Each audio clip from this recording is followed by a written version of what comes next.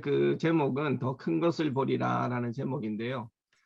제가 부제로 믿음, 사랑, 제자됨 이렇게 한번 정해봤습니다. 핵심적인 주제가 믿음 그리고 사랑과 그리고 제자됨으로 저는 이제 보여지지 않나 하는 생각입니다. 본문의 등장인물은 빌립과 나다나엘이죠. 빌립은 오늘 본문에 의하면 안드레와 베드로와 한 동네 사람으로 나옵니다. 이들과 같이 예수님의 제자가 된 사람이죠. 이 빌립이 나다나엘을 찾아갔다는 것은 빌립과 나다나엘은 상당히 친한 사이로 절친이었다고 추측할 수 있습니다. 근데 이 나다나엘이라는 인물은 요한복음서에만 등장을 합니다. 성경학자들의 가장 일반적인 견해는 그가 곧 12제자 중 한 사람인 바돌로메이고 바돌로메의 헬라식 이름이 나다나엘이라고 보고 있습니다. 빌립이 나다나엘을 찾아가서 예수님을 소개하죠. 모세가 율법에 기록하였고 여러 선지자들이 예언하고 기록한 그 사람을 우리가 만났으니 그가 바로 요셉의 아들 나사렛 예수니라 논리정연하게 전도를 합니다. 나다나엘의 첫 반응은 냉담합니다. 그가 말하기를 나사렛에서 무슨 선한 것이 날 수 있느냐? 일단 거부하는 태도를 보입니다. 그러나 이에 대해서 빌립은 강하게 와서 보라 하고 자신감 넘치는 권유를 하지요. 실제로 와서 보는 것보다 더 분명하고 확실한 것이 어디 있겠습니까? 길게 설명할 것도 없이 직접 와서 보면 내가 깨달은 것처럼 너도 그 진실을 보게 될 것이니 직접 와서 보면 더 이상의 설명이 필요 없게 되는 것입니다. 본론으로 첫째는 의심이 나는 확신입니다. 나다나엘이 한 말, 나사렛에서 무슨 선한 것이 날 수 있느냐 이 말의 의미를 살펴보면 지도상으로 유대 지역 위에 사마리아가 있고 사마리아 위에 갈릴리가 있지요. 나사렛은 갈릴리에 속한 지역입니다. 북이스라엘에 해당하는 지역입니다. 북이스라엘과 남유다로 나라가 쪼개져 있을 때 북이스라엘이 먼저 아수르에게 멸망을 당하게 되는데 아수르가 쓴 정책 중에 하나가 민족 혼합 정책입니다. 말하자면 사마리아와 갈릴리에 사는 사람들을 아수르로 옮기고 아수르에 사는 사람들을 북이스라엘로 옮겨서 민족을 혼합시켜버리고 이스라엘 민족이라는 자국심을 가지지 못하도록 만드는 것이죠. 이에 반해서 남유다는 더 늦게 바벨론에게 멸망을 당하고 바벨론 포로로 갔다가 고스란히 다시 남유다로 돌아옴으로써 선민으로서의 이스라엘 혈통을 지녔다고 스스로 생각했던 것입니다. 그래서 나다나엘이 어찌 메시아라는 분이 이스라엘의 혈통 가운데 있는 유대 땅 출신이 아니라 정통성을 찾기 힘든 갈릴리 나사렛에서 날 수 있느냐라고 의심을 했던 것입니다. 그러나 의심을 가진다고 해서 모두 나쁜 것은 아닙니다. 일단 의심이 깨어지면 더 강한 확신으로 변할 수 있기 때문에 그렇습니다. 좋은 예로 예수님의 제자 중에 도마를 생각해 보시면 그는 12제자 중에서도 제일 의심이 많은 사람이었죠. 부활하신 예수님을 다른 제자들은 다 만나보았다고 해도 그는 자신이 직접 보기 전에는 믿지 못하겠노라고 고집을 부린 사람입니다. 그러나 직접 예수님을 만난 뒤에는 그의 강한 의심이 오히려 확고한 확신으로 변해서 제자 중에서도 가장 멀리 인도까지 가서 선교를 하다가 순교를 당하게 됩니다. 오늘 본문의 나다나엘도 처음에는 의심을 했다가 결과적으로 어떤 결과를 얻습니까? 예수님을 만난 뒤에 당신은 하나님의 아들이요 당신은 이스라엘의 임금이로서이다 라고 놀라운 고백을 하며 예수님의 제자가 됩니다. 이와 같이 의심이 있었기에 남다른 고백과 진실한 제자가 될 수 있었던 것이죠. 그런 두 번째로 행동하는 믿음입니다. 나다나엘은 의심을 하면서도 몸을 움직여서 예수님께로 나아갑니다. 의심을 하고 그대로 주저앉으면 그저 부정하는 것으로 끝날 수 있겠지요. 근데 나다나엘은 의심은 있지만 친구 빌립이 와서 보라는 말에 예수님 앞으로 나아갔다는 것입니다. 오늘 본문의 기록상으로 보아도 나다나엘이 특별히 믿음이 강한 자였다거나든지 혹은 대단한 어떤 것을 가진 자는 아니었는데 단지 예수님 앞으로 나아갔다는 사실만으로 주님께서는 그 자체를 높이 평가하시고 그의 믿음을 인정해 주시는 것을 볼 수 있습니다. 이러한 점에서 우리가 깨닫게 되는 것은 믿음이라는 것은 확신만이 아니라 순종임을 알 수 있습니다. 이걸 적용하자면 신앙을 복잡하게 생각하지 말고 우선적으로 교회에 나오는 것, 예배드리러 나오는 것이라고 생각해도 좋겠습니다. 물론 교회에 나온다고 해서 나올 때마다 깨닫고 감격하는 것은 아닙니다만은 말씀을 듣는 기회가 많아지게 되면 언젠가는 말씀 앞에 부딪히고 은혜에 접하게 되는 것이 아니겠습니까? 이처럼 나다나엘이 의심을 하면서도 예수님께 나와왔을 때 예수님은 그의 순종과 행위를 인정하시고 그를 만나 주십니다. 이처럼 우리 주님은 우리가 적극적인 자세로 나아가면 그것을 어여삐 보시고 믿음으로 보시고 기쁘게 우리를 만나주시는 것입니다. 복음서를 보면 문제를 가진 사람들이 예수님께 나아왔다는 이유 하나만으로 예수님께 칭찬받는 사건을 우리는 쉽게 발견할 수 있습니다. 12해를 혈루증으로 앓던 여인이 예수님의 옷자락이라도 만지면 자신의 혈루증이 나을 것이라 생각하고 군중 속을 비집고 그것을 행동으로 옮겼을 때 예수님께서는 그의 행동과 믿음을 칭찬하셨습니다. 중풍병자들의 친구들이 자신들의 친구 중풍병자를 지붕 뚫고 침상에 줄을 메어서 예수님 앞에 달아내렸을 때 이때도 예수님께서는 그들의 믿음을 칭찬하셨습니다. 이처럼 어떤 역경과 조건을 무릅쓰고 예수님 가까이 나아가려고 하는 그 행동 자체를 우리 주님께서는 높이 인정하시고 그것을 좋은 믿음이라고 칭찬하시는 것입니다. 본문 3, 예수님의 관심과 사랑. 다음으로 생각할 것은 오고 있는 나다나엘을 보시고 하신 예수님의 말씀입니다. 47절에 보면 그를 가리켜 이르시되 보라 이는 참 이스라엘 사람이라 그 속에 간사한 것이 없도다 말씀하십니다. 나다나엘이 참 이스라엘 사람이고 참으로 마음에 간사함이 없는 깨끗하고 진실된 사람이라고 칭찬하시고 인정해 주시는 말씀입니다. 원래 이스라엘이라는 이름은 야곱의 이름이죠. 야곱이라는 단어는 간사하다는 의미를 담고 있습니다. 잘 알다시피 야곱은 간사한 사람이요 속이는 사람이었습니다. 그랬던 그가 야복 강가에서 천사와 실험하면서 승리한 결과로 하나님께서 그에게 이스라엘이라는 이름을 주셨습니다. 그래서 이스라엘 백성들은 자신들이 하나님의 복을 받고 선택받은 민족이라고 대단한 자부심과 긍지를 가지고 있습니다. 근데 사실 예수님 당시에 보면 이름만 귀할 뿐이지 진짜 이스라엘다운 사람이 드물었다는 것이죠. 근데 예수님께서 나다나엘을 보시자 참 이스라엘이라고 그의 진실성을 높이 평가하신 것입니다. 예수님께서는 도대체 무엇을 보시고 이같이 말씀하셨던 것일까요? 우선은 이 말씀은 나다나엘이 자기에게 오는 것을 보시고 하신 예수님의 말씀입니다. 일반적으로 사람들은 되게 합리적인 이해가 있은 다음에 믿으려고 하는데 나다나엘은 그렇지 않았다는 것이죠.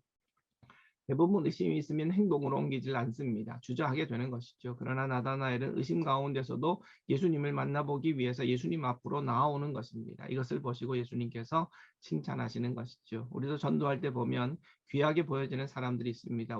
우리가 복음을 전할 때 그 말이 안 믿어지고 의심은 가지만 일단은 한번 교회 나가보겠다 하는 사람이 있지요.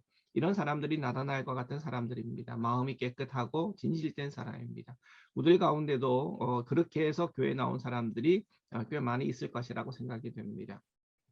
이제 나다나엘의 변화가 본문에 나타나는데 48절에 보면 나다나엘은 자신에게 향한 주님의 말씀에 놀라면서 어떻게 나를 아십니까? 묻게 됩니다. 예수님께서 말씀하십니다. 빌립이 너를 부르기 전에 네가 무화과 나무 아래 있을 때 내가 보았노라 말씀합니다. 이스라엘의 무화과 나무는 높이보다도 옆으로 퍼지는 나무로 가지가 참 많습니다. 우리나라의 느티나무와 흡사해서 그늘이 많기 때문에 사람들이 이 무화과 나무 그늘 아래에서 조용히 앉아서 명상하기도 하고 기도하는 장소로 이용되었는데 아마 나다나엘은 예수님을 만나기 전에 무화과 나무 아래에서 명상을 하고 있었다는 생각이 듭니다. 이러한 진지한 모습을 예수님께서는 보셨기 때문에 하신 말씀이죠. 이 사실을 알게 된 나다나엘은 너무 기뻐서 당장에 말합니다. 랍비여 당신은 하나님의 아들이시여 당신은 이 이스라엘의 임금이로서이다 고백합니다. 이는 당장에 그 자리에서 예수님께 굴복했다는 뜻입니다. 어떻게 이렇게 한순간에 사람이 변할 수 있을까요? 불과 얼마 전까지만 해도 나사렛에서 무슨 선한 것이 나올 수 있느냐 의심했던 사람이 예수님의 말씀 한마디에 당신은 하나님의 아들이시요 이스라엘의 임금입니다라고 고백할 수 있는 것일까요? 어찌 이렇게 순간적으로 변화될 수 있는 것일까요? 그 이유는 바로 예수님께서 자신의 진지한 모습을 알아봐 주셨기 때문에 이에 감동한 것입니다. 오늘 본문에서도 알 수 있듯이 나다나엘은 진지한 사람이었습니다. 이 세상을 경건하고 거룩하고 진실되게 살아가려고 노력하는 사람이었다는 것이죠. 근데 이런 자신의 삶의 자세한 모습을 예수님께서는 한눈에 알아봐 주시고 자신을 인정해 주셨다는 것입니다. 이것 때문에 그는 강력한 것입니다. 사랑이라는 것은 상대방의 최고의 장점을 보는 것이죠. 제일 잘하는 것만 보고 그것을 보면 인정해 주고 또한 말해 주고 싶은 것이 바로 사랑입니다. 여기서 우리는 우리를 보고 계시는 하나님의 사랑을 깨달아야 됩니다. 우리에게도 많이 부족한 점이 많고 실수도 많습니다만은 우리 주님께서는 그런 것들은 보지 않으시고 나에게 있어서 가장 잘하고 가장 아름답고 가장 믿음직스러운 것을 보아주시고 인정해 주시는 분이심을 깨달아야 할 것입니다. 찬송가 가사처럼 내가 주님을 알기 전에 주님께서 먼저 나를 아셨고, 내가 주님을 사랑하기 전에 먼저 주님께서 나를 사랑하셨고, 내가 주님을 만나기 전에 먼저 주님께서 나를 찾으셨다 하는 사실을 우리는 항상 잊어서는 안 될 것입니다. 이것이 바로 우리를 향한 크신 하나님의 사랑입니다. 마지막은 제자됨입니다. 마지막으로 예수님께서 나다나엘의 믿음을 보시고 이보다 더 큰 일을 보리라. 본문 50절에서 말씀하지요. 그리고 부연 설명하기를 51절에서 어떤 더 큰 일을 볼 것이냐면 하늘이 열리고 하나님의 사자들이 인자 위에 오르락내리락 하는 것을 보게 되리라 말씀합니다. 이 같은 말씀은 앞서 나다나엘에게 참 이스라엘 사람이라고 하셨기 때문에 이어지는 말씀입니다. 우리가 알다시피 하늘이 열리고 천사가 오르락내리락 하는 것을 본 사람은 야곱이죠. 야곱이 베델에서 돌베개를 하고 누웠을 때 하늘이 열리고 천사가 오르락내리락 하는 장면을 봅니다. 야곱이 본 이 환상의 장면은 바로 하나님과의 소통의 장면이요 하나님과의 만남의 장면입니다. 나다나엘에게 이러한 환상을 보리라 하는 것은 바로 네가 참 이스라엘로서 하나님의 아들 예수님과 만나서 소통하게 될 것이다 하는 귀한 예언의 말씀이 되는 것이고, 더 구체적인 의미는 앞으로 나와 함께 나의 제자로서 삶을 살게 될 것이다 말씀하시는 것입니다. 결론적으로 나다나엘이 보여준 믿음의 자세는 의심하면서도 주님께 나아가는 행함이 있는 적극적인 믿음의 자세를 보여줍니다. 또 자신의 진지하고 경건한 삶의 자세를 알아봐 주시는 예수님의 사랑에 즉각적으로 당신은 하나님의 아들이라고 고백하는 순수한 믿음도 보게 됩니다. 이 같은 주님의 사랑을 나다나엘은 한평생 주님을 따르는 제자로 만들었던 것입니다. 새해에는 보다 열심히 있고 적극적인 믿음을 가져야 되겠고, 우리를 사랑해 주시는 주님의 사랑에 감동해서 또 세상 살 때 제자로서의 삶을 우리가 결단해야 하겠습니다. 네, 발제 내용을 우리가 읽었습니다. 보셔서 아시겠지만 서론에는 이 빌립과 나다나엘에 대한 얘기를 했고요. 그리고 나다나엘이 처음에는 의심이었지만 결국에는 확신으로 변하는 내용이 본론 1이고요. 본론 2는 그 의심은 했지만 행동으로 옮기는 나다나엘의 믿음을 얘기했고, 세 번째는 예수님의 관심과 사랑 때문에 나다나엘이 변화되는 그런 내용을 담고 있고, 마지막은 예수님께서 나다나엘의 믿음을 보시고 제자로 삼으시고자 하는 그런 그 책임을 부여하는, 사명을 부여하는 모습을 볼 수 있습니다. 그래서 우리도 이와 같이 의심하면서도 행함이 있는 적극적인 믿음의 자세를 가져야 될 것이고, 또 예수님의 사랑에 즉각적으로 반응했던 나다나엘의 믿음을 보고 우리도 역시 그러한 순수한 믿음을 가지고 또 나다나엘처럼 주님의 사랑으로 인해서 주님의 제자된 삶을 살아가는 올 2022년 한 해가 되어야 되지 않겠나 하는 내용으로 1월에 설교로 준비가 됐습니다. 네, 그 책을 보신 분들은 아시겠지만 이 책 내용은 뭐 그렇게 쉽지 않습니다. 만만하지가 않아요. 이게 도대체 이걸로 설교를 도대체 어떻게 하라는 건가 이런 생각이 나는 내용이고, 실제로 주석한 내용들도 아주 잘 주석을 하셨고, 또 그 주석에 맞춰서 설교를 또 만들긴 하셨는데 쉬운 내용이 아니었다는 생각이 들고 굉장히 저도 이제 곤란해서 이거 어떻게 해야 되나 하다가 다른 책들을 참고해서 이렇게 정리를 해봤습니다.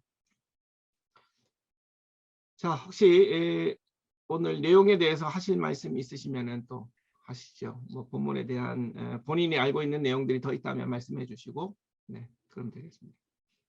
네, 김명래 목사님 마이크 켜져 있는데 뭐 말씀하시죠. 예, 제가 본문을 읽으면서 그 느낀 점이 있는데, 그거 이제 먼저 한 가지 말씀드린다면,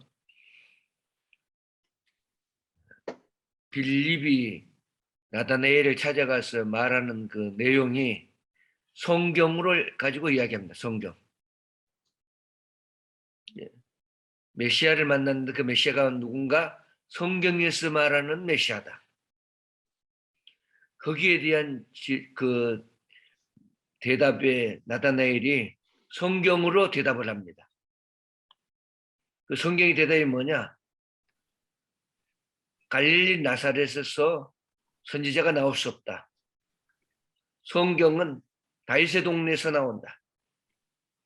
그러니까 우리는 일반적으로 나다나엘의 대답이 의심을 가진 대답이라고 말할 수 있는데 또 그렇게 배워왔었고, 그런데 제가 성경을 읽으면서 느낀 것은 성경에 대한 그 질문에 그가 성경에 대한 대답을 했다. 베들레헴 다윗의 동네에서 태어나야 되지 왜 나사렛에서 태어나냐? 맞지 않다. 결국 나타나엘은 성경을 잘 알고 있는 사람이다. 빌립 역시도 성경을 알고 있는 사람이니까요. 그 전도가 뭐냐? 성경을 가지고 예수를 이야기해 주는 것이 전도지 않겠는가? 또 그리고 그 성경에 맞는 대답을 찾아가는 게 신앙의 삶이고요.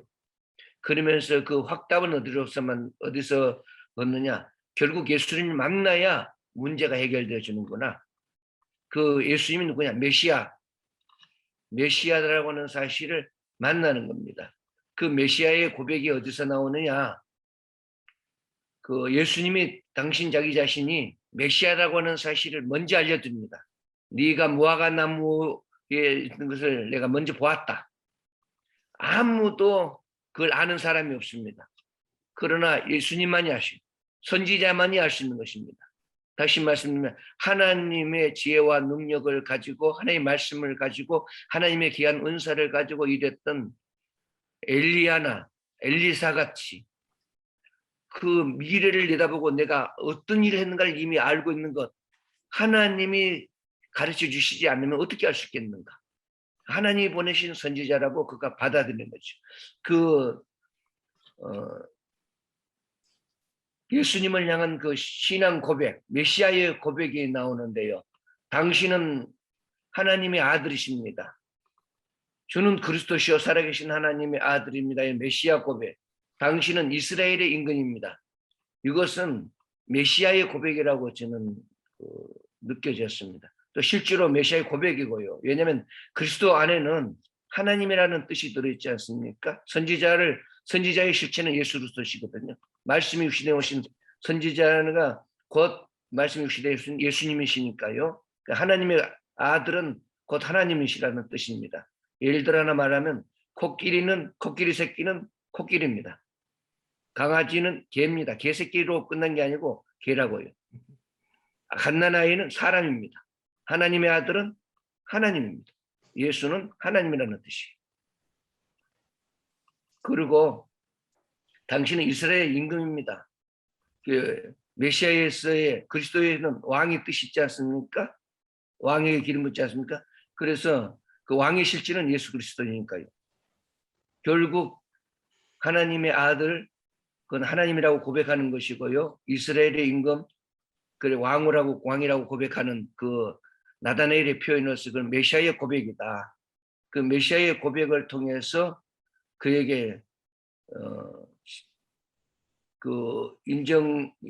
이스라엘 고백 그 메시아라고 하는 고백을 하게 되는 동기가 곧 예수 그리스도께서 선지자임을 네가 무화과 나무 아래 있을 때 내가 보았다라고 하는 것을 통해서 선지자를 드러내 보여주니까 그가 깨닫게 된 것이죠. 아, 이가 메시아구나.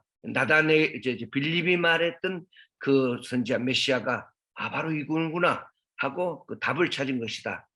만날 때, 예수를 만날 때 답이 있다라고 저는 느꼈습니다. 이상입니다. 네, 알겠습니다. 네, 좋은 또 이야기를 경우에 조보은 목사님, 예, 말씀하십시오.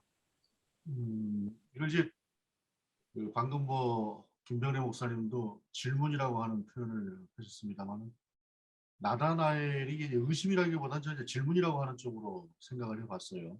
근데 우리가 좀 흔히 평소에 이야기하기를 그냥 무조건 아멘, 무조건 믿어라라는 식으로 사실 지나간 이제 시간 동안에 우리가 설교도 그렇게 해온 경향들이 좀 없지 않아 있는 것 같은데 질문이 없는 믿음이라고 하는 것이 어떻게 기독교 신앙이 될 수 있을까 저는 그렇게 생각을 해요.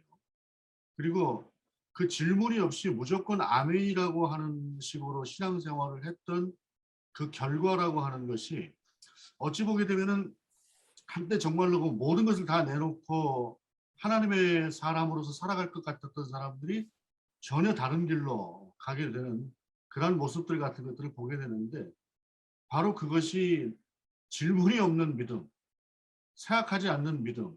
어찌 보게 되면 여태까지 우리가 강조했던 한국 교회들이 강조했던 뭐 무조건 전하면 믿어라, 아멘 해라 라고 했던 것들이 폐해가 아닌가라고 하는 생각을 해봅니다. 네, 좋습니다. 네. 저도 네, 그 목사님 말씀하시죠. 예. 아까 목사님이 그 성경으로 질문하고 성경으로 답했다. 물론 문자적으로 보면 그런 건데 그게 단가.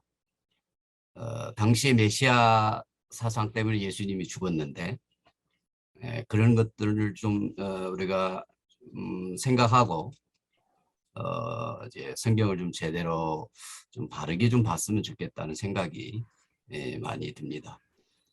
유대인들이 그 메시아 사상 때문에 예수님이 죽었잖아요. 예수님을 죽였잖아요. 정치적인 메시아 되라고 하는 것 때문에. 그래서 성경으로 묻고 성경으로 답했다라고 하는 거는 조금 좀 저로서는 이해가 안 되는, 받아들일 수 없는. 성경에 문자대로 됐다 그래서 그게 꼭 베들레헴에서 난다라고 하는 아마 다윗이 정권을 잡아서 다윗이 그렇게 만드는 것 같은데 그런 것들 우리가 좀 배경과 이런 것들을 역사를 좀 잘 보면서 설교해야 되지 않느냐.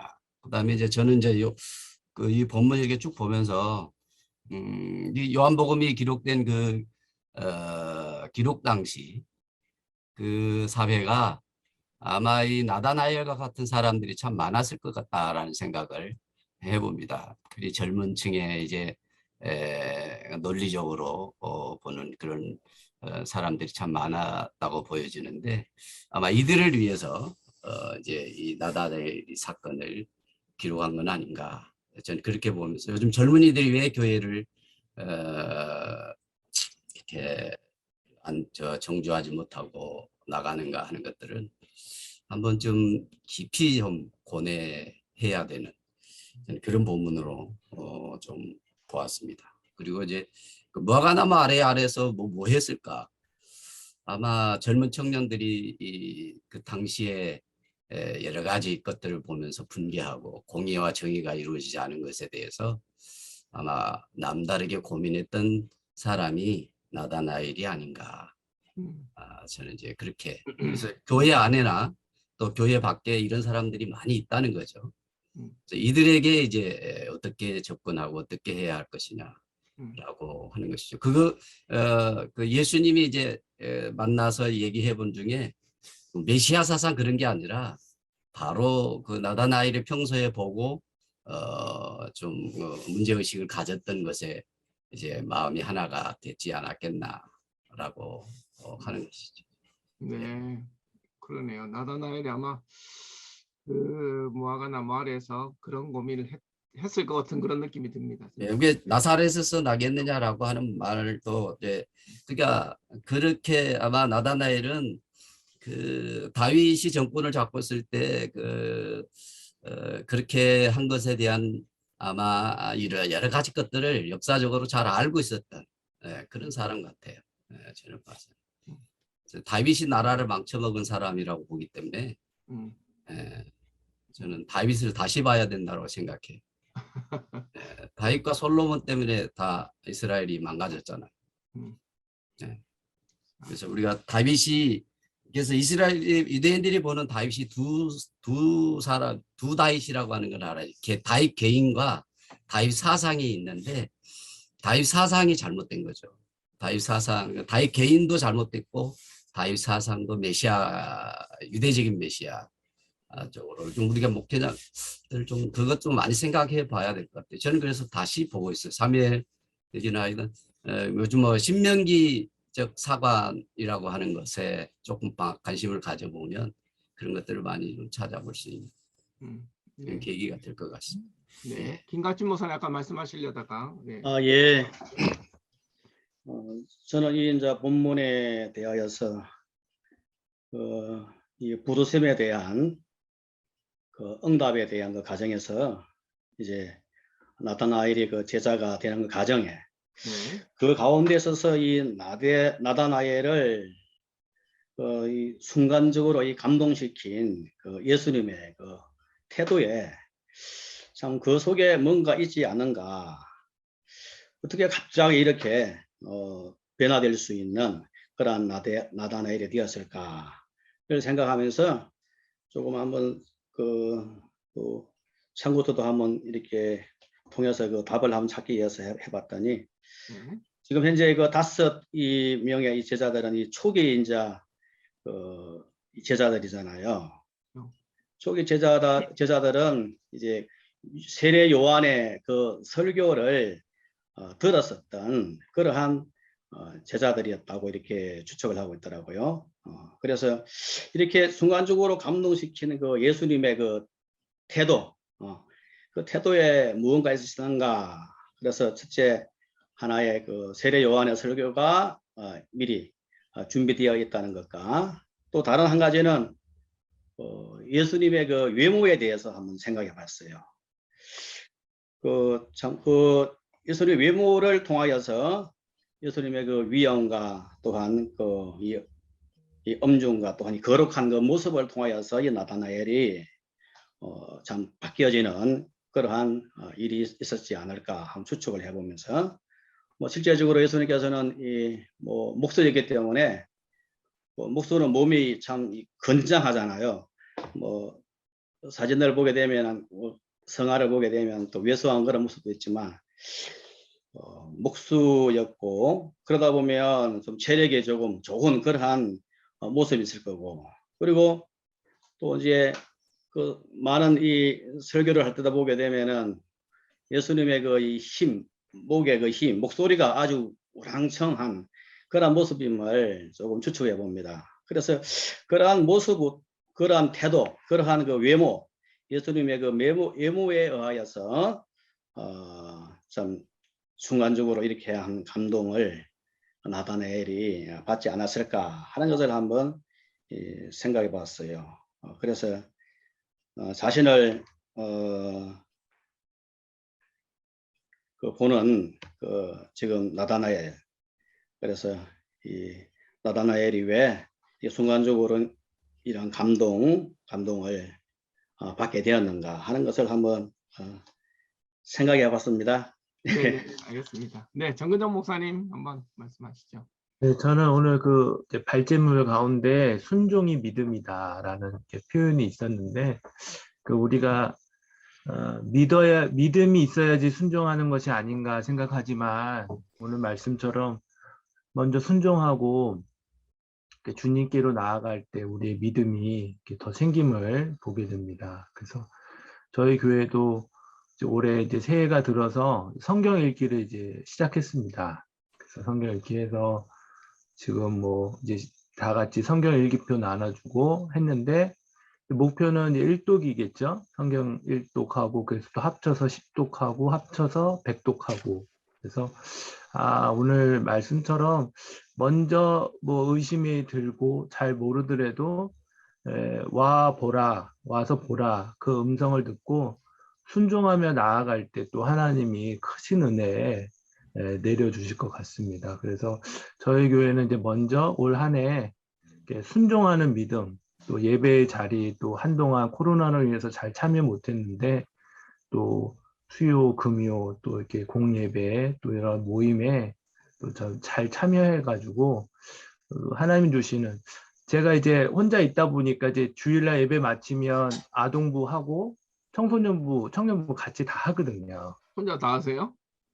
예배 마치자마자 제가 성도님 잠깐 인사하고 아동부 한 명이 있는데 걔를 이제 공부를 따로 시키고, 그러면 청소년부들이 밖에서 기다리고 있어요. 네. 끝나면 또 청소년부 하고, 그리고 뭐 야외 활동이라 해서 이번 또 볼링도 치고 하는데, 그래서 제가 그 어른만 성경 통독 안 시키고 이제 아이들도 이제 하면 뭐 스티커도 주고 이제 한다고 했는데, 그런 것 같습니다. 이게 뭐 순종하고 따라가고 주님 말씀 들을 때 또 은혜가 있는 것이 아닌가. 제가 이제 개척하고 이제 코로나 때문에 많은 걸 못했는데, 그래가지고 이제 올해부터 또 다시 새로운 마음으로 그렇게 하나하나를 해 나가면, 이제 믿음이 있으면 순종한다. 근데 먼저 오늘 말씀처럼 순종할 때 또 우리의 믿음이 생기는 것이 아닌가. 그래서 올 한 해 저희 교회는 이제 성경 읽고 또 이제 저희가 도움을 많이 받았는데 이제 올해부터는 또 그 가뭄을 만난 우리의 이웃이라는 그런 표현처럼 또 우리보다 어려운 사람을 좀 돕는 일에 또 이제 시작하려고 준비하고 있습니다. 네, 좋습니다. 우리 윤석금 목사님 예, 마이크 키셔야 되는데. 네, 네네네. 저는 네네. 그 나다나엘이 이제 예수님께 나왔잖아요. 네. 그때 너는 참 이스라엘 사람이고 그 속에 간사함이 없다. 사실은 내가 누군지를 잘 모를 때가 많잖아요. 진정한 나가 누군지 내 스스로도 알지 못하는데 예수님께서 그렇게 말씀하셨을 때 이분의 마음이 활짝 열린 것 같아요. 열려가지고 정말 소통이라고 아까도 그 말씀하셨는데 정말 예수님이 누구시라는 것을 고백하지 않을 수 없는 그런 소통의 관계가 이루어지게 된 것 같아요. 이 예수님이 그 사람의 그 진짜를 말해 주셨을 때, 네. 그 사람이 누군지를 말해 주셨을 때 정말 그분 자신도 놀라면서 마음이 활짝 열려서 예수님을 정말 당신이야말로 우리가 기다리는 그 메시아 하나님의 아들 이스라엘의 임금입니다 하고 고백할 수밖에 없는 그런 그 마음이 열렸기 때문에 또 나중에는 이제 하늘이 열리잖아요. 하늘이 열려서 이제 그거를 보게 된다 그랬는데 일단은 인간의 마음이 열리는 게 굉장히 중요할 것 같아요. 그래서 네. 마음이 열려서 예수님의 말씀을 받아들이고 예수님과 소통하고 이러다 보면 우리가 영적인 하나님 나라에 그런 것도 이렇게 활짝 열리지 않나. 더 큰 것을 보리라 했는데 그것이 열리지 않을까 이렇게 봅니다. 예. 알겠습니다. 이재팔 목사님 뭐 하실 말씀 예. 예, 네, 말씀하십시오. 제가 어젯밤에 1시에 깨가지고 잠이 안 와가지고, 왜 그렇습니까? 그렇게 잠이 안 돼요. 나이 들어서 그러지. 나이 나이 들어서 그런 들어서 거예요? 나이 들어서 그런 거예요? 그래서 새벽기도 다녀와가지고, 네. 멍청하게 했습니다. 지금 멍롱해. 네네네네. 그렇게 한숨 느껴지지 좀 않으세요? 주무셔야 되겠는데. 좀 좀 주무셔야 멍롱해요, 지금. 예. 뭐, 네. 말씀이 하도 잘 요약이 돼가지고, 뭐, 김만준 목사님이 전에는 학적인 접근을 많이 했는데 요즘은 실제적으로 설교할 수 있도록 아주 요리까지 해서 해놓는 것 같은 느낌을 조금 받았어요.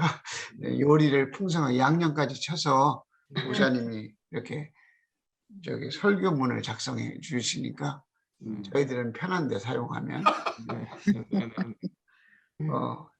이 말씀 나다니엘이라는 이름이 무슨 뜻인지 아시죠? 하나님의 선물이라는 뜻입니다. 하나님의 선물. 네? 하나님의 선물. 그리고 그 나다니엘이 여기 벳사다 출신이라고 그러잖아요. 안드레, 베드로. 이 벳사다가 갈릴리 호수의 제일 북쪽에 있잖아요. 거기에 그 원래 벳사다의 뜻은 어부의 집이라는 뜻입니다. 어부의 집. 그 당시 가난하게 살았던 사람들이 사는 지역이죠. 그 지역에서 이 빌립이 전도에서 나다니엘이 예수님께 왔는데 빌립이라는 인물이 요한복음에 보면 참 사고적이고 그저기 오병이어의 기적의 사건이 있을 때 아이를 초청하고 그런 개입돼 있잖아요. 빌립과 나다니엘의 관계 속에서 평상시 나다니엘이 빌립을 좋게 보지 않았나, 관계성의 문제에 대해서 왜 사실 내가 그래도 관계가 좋은 사람이 오라고 해야 갑니까? 그래서 빌립과 나다니엘의 관계성의 문제를 보면 그 나다니엘이 빌립의 말에 따라서 예수님께 왔다는 것 자체가 의심된 마음, 아까 얘기했듯이 여러 가지 어떤 나사렛에서 선한 것이 날 수 있겠느냐 이런 질문을 하는 것을 보면 여기 본문의 내용이 다 있잖아요. 그런데 그런 상황 속에서 따라갔다는 것 자체가 결국은 빌립이 평상시 인간관계는 잘했다 하는 생각을 갖게 하고요. 또 하나는 예수님이 전체적으로 요한복음이나 복음서의 내용은 찾아오셨다는 데 의미가 있어요. 복음이라는 게 찾아온 거잖아요. 사실 스승은 제자가 스승을 찾아가는 거잖아요. 그런데 오늘 스승 되신 예수님이 우리 빌립을 찾아오고 나다나엘을 찾아오고 찾아오셨다는데 거기에 또 하나의 복음을 잃어버리지 말아야 될 것이라고 생각되어지고요. 또 여러 가지 있지만 이게 미켈란젤로가 시친 성당에 가보면 천지창조의 그림을 천장에다 다 지었잖아요. 천에 그렸잖아요. 그리고 그 밑에는 뭘 그렸냐면 심판하시는 그 하나님, 최후의 심판에 대한 그림을 그렸어요. 최후의 심판. 내가 이 얘기를 왜 말씀드리냐면 그 성화 해석에 보면 거기에 한 사람 중심 그 심판주 밑에 한 사람이 딱 이렇게 쳐다보고 있는 사람이 있어요. 그 사람이 뭘 들고 있냐면 사람의 가죽을 들고 있어요. 가죽을. 사람의 가죽을. 그래서 나중에 최후의 심판 그림을 보세요. 여기 가서 꼭 보세요. 그럼 가죽을 들고 있는데 이 가죽을 들고 있는 사람이 누구냐면 나다나엘이라는 거예요. 나다나엘. 그런데 그 얼굴은 누구의 얼굴을 그렸냐면 미켈란젤로 자기 얼굴을 표현했어요. 거기다가. 그런데 이 가죽을 그렸다는 그 자체가 이 바들레헴의 이 나다나엘이 가죽이 벗겨지는 순교를 당했대요. 네. 그래서 그 미켈란젤로가 최후의 심판에 거기에 그림이 나다나엘의 그림을 그리면서 가죽을 들고 있는 그림을 그렸다고 그래요. 제가 네. 지금 컴퓨터를 켰는데 이게 가죽인가요? 중간에가 가죽. 중간에 네. 제일 중간에 있는 사람 말하는 예, 예. 거죠? 가죽 하나 들고 있잖아요. 손으로. 네네. 아 이게 예, 가죽인가? 예. 뭐 여러 가지 그리고 또 우리 개변적으로 접근하면 네. 설교를 항상 하다 보면 우리가 너무나 뭐입니까? 관념적으로 이렇게 말씀을 신학적으로 전하는데 자꾸 치중하다 보면 교인들이 들을 때 나와 무슨 상관인가?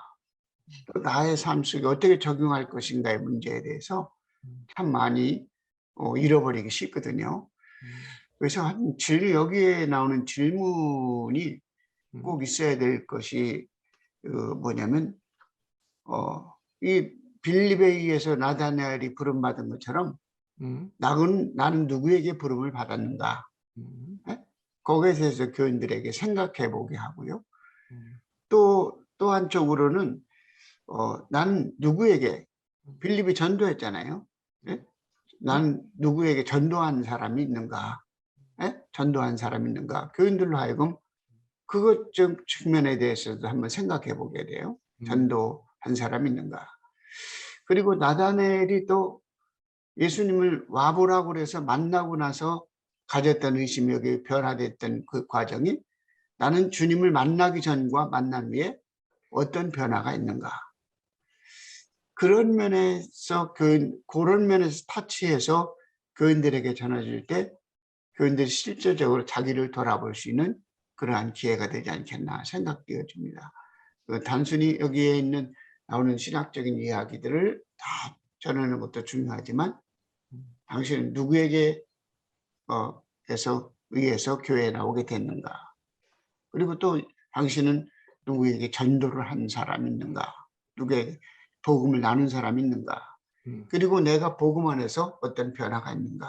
나다나엘처럼 이렇게 예수님 이것에 대해서 생각해 보도록 하는 그 부분에 대해서도 잠깐 타치를 해주는 게 교인들이 실질적으로 이 복음의 말씀을 적용하는 데 하나의 동기를 부여하지 않겠나 하는 생각을 갖네요. 네네네. 예. 또 그리고 또 여기 보면 내가 한 개 짜드린 게 뭐냐면 47절에 예수님께서 나다나엘이 자기에게 오는 것을 보셨단 말이에요. 예? 보시고 이게 보셨다는 거예요. 그리고 가리켜 이르시되 보라. 예? 이미 보았고 또 그의 앞으로 되어질 일에 대해서도 이미 보고 있다는 것을 의미하고 보았고 보이는 거라. 그러니까 나다나엘이 자신에 대해서 과거에 대해서 전부 아시는 그리고 또 자기의 미래적인 것까지도 아시고 하는 나다나엘을 예수님이 선택하지 않았느냐. 그래서 예수님의 전지성을 보게 된 거죠. 자기 자신의 전 존재를 바라보고 계시는 이분이 정말 하나님의 아들이구나. 그래서 자신에 대해서 전체적으로 알고 있는 하나님. 그 예수님 보고 보리라. 예? 보았고 보리. 너를 보았고 과거적인 너를 보았고 또 지금 보라. 그렇게 너 지금 현재 보라. 하면 너 자신을 지금 보라. 그리고 참 이스라엘 사람이라 그 속에 간사가 없는 사람이라. 그리고 또 하나님의 선택에 쓰임 받는 사람들 항상 가능성을 보시고 부르시잖아요. 예? 저도 항상 찌질이에 불과한데 하나님의 뭔가 가능성을 보시니까 저를 불러 사용하시는 것처럼 우리를 여러분들이 다 하나님이 가능성을 보시고 부르셨다, 선택받았다 생각하시고 그냥 은혜 입은 자들입니다. 다. 네. 네, 윤희자 목사님 또 말씀 한 말씀 하시죠. 네네네.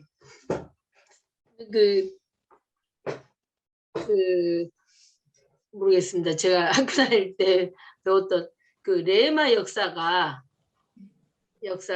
그 예수님과 나다나엘한테서 일어난 게 아닌가. 그렇게 일어나서 지금 나다나엘의 고백이 지금 그 베드로의 고백하고 같은 고백이지 않겠습니까? 그러니까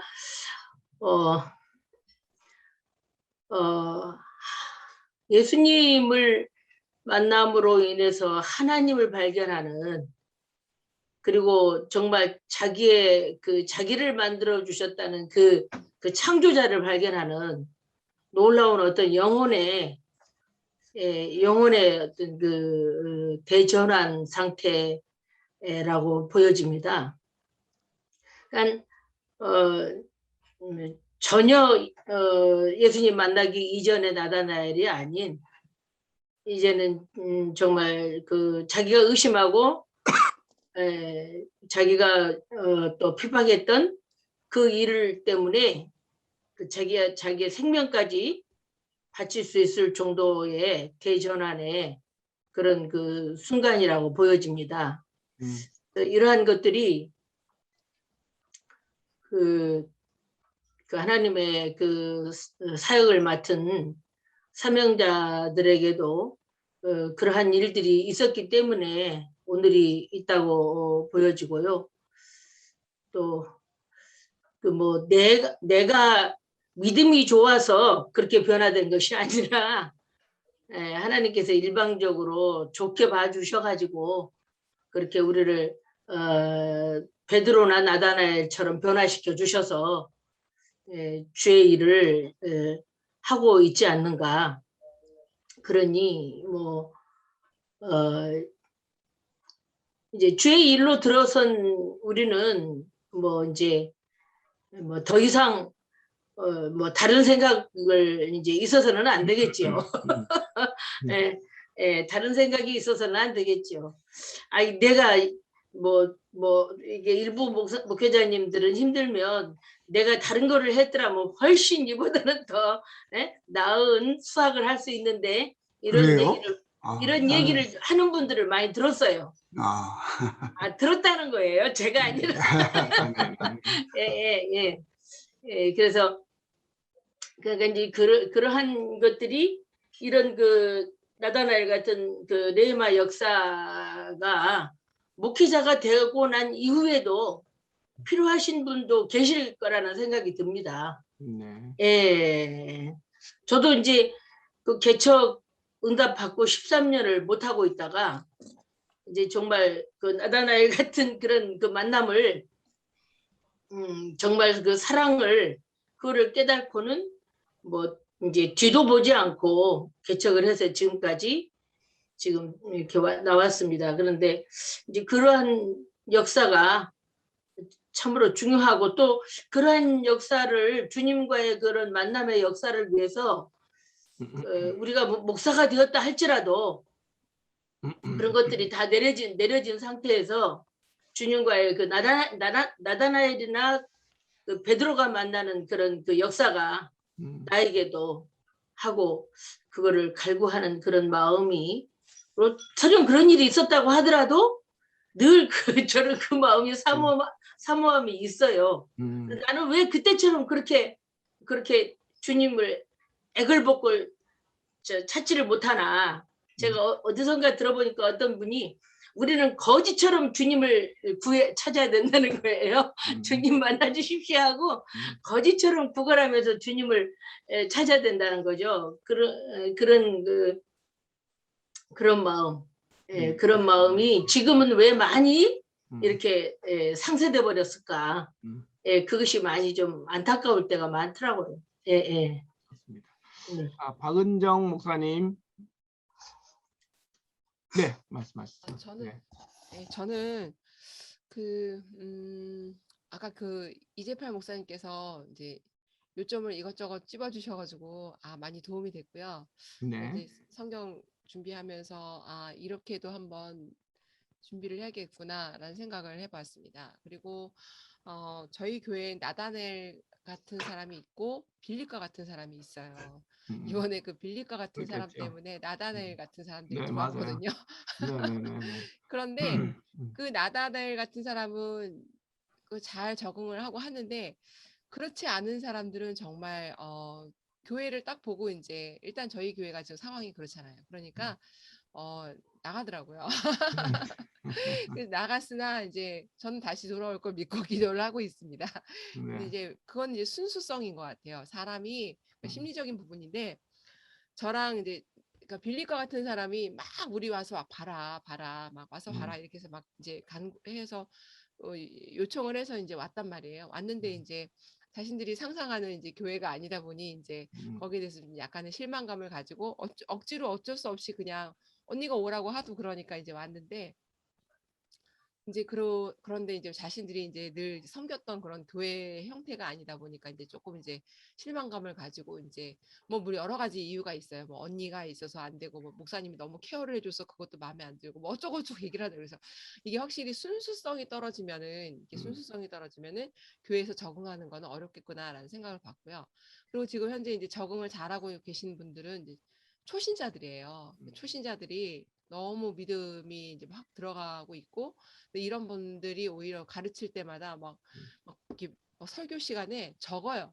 막 적으면서 자기 말씀을 받아오면서 그걸 또 실천하려고 애를 쓰고 막 자신의 애들들을 막 데리고 오고 아이들을 데리고 오고 그리고 자신의 이제 근무지에서 함께 일하는 선생님들 막 데리고 오려고 노력하고 이제 그런 모습들을 보면서 기도도 열심히 하시고 그런 모습을 보면서 나다나엘 같은 사람들이 참 오히려 차라리 순수하게 아무것도 하나님을 잘 모르던 사람들이 오히려 그런 이제 좀 더 순수하게 조금 더 하나님을 좀 찾는 그런 모습들을 보면서 오히려 초신자들을 가르치는 게 좀 더 쉽구나라는 생각을 좀 저도 좀 많이 했어요.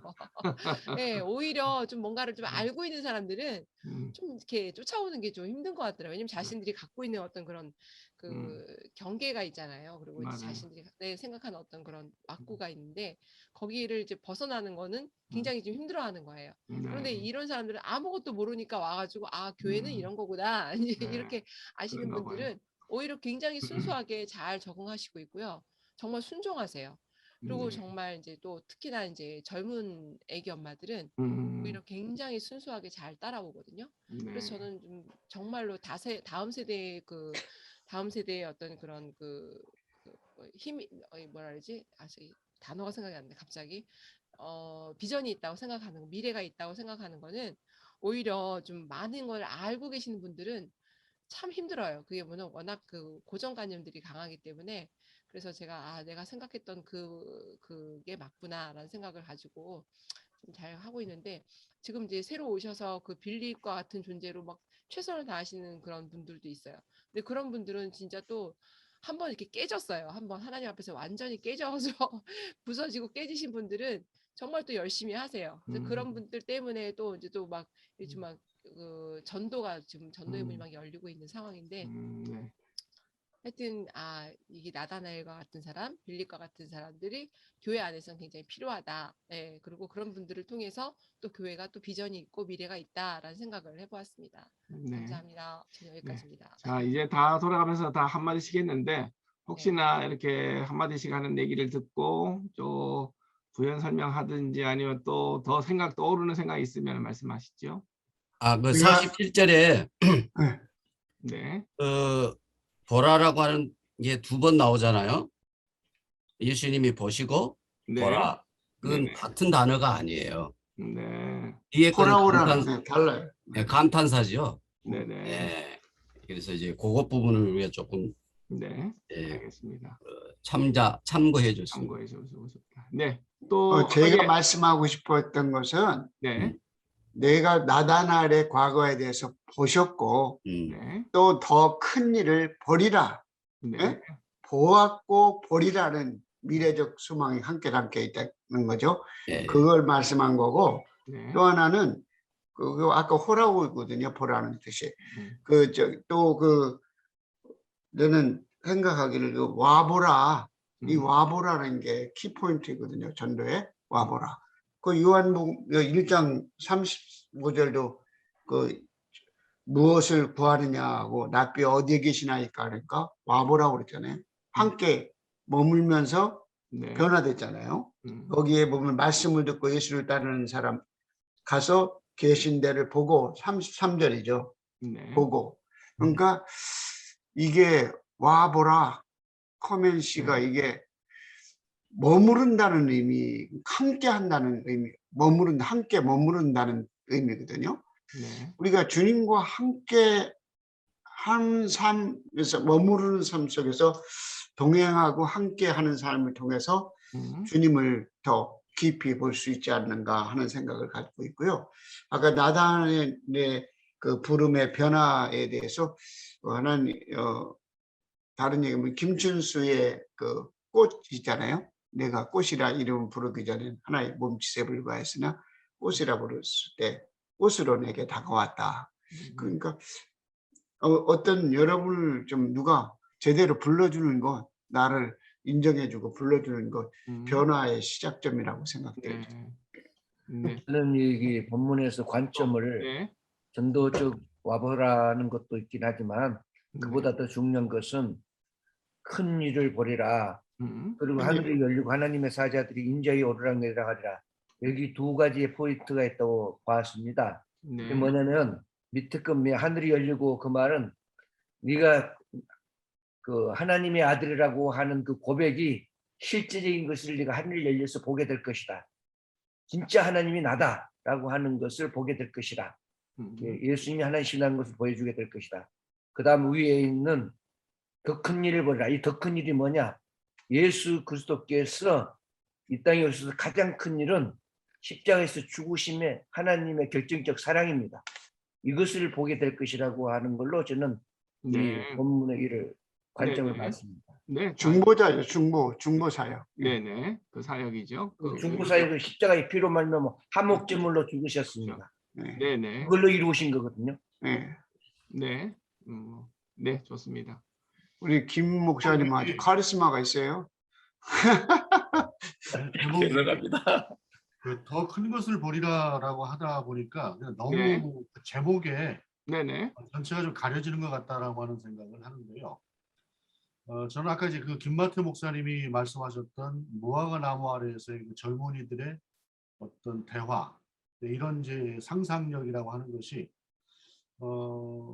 예수님이 말씀하셨던 간사함이 없도다라고 하는 쪽으로 연결했던 것이 좀 제 나름대로 좀 이제 앞으로 생각해볼 그러한 것들이 되었다라고 하는 점에서 오늘 좀 좋았습니다.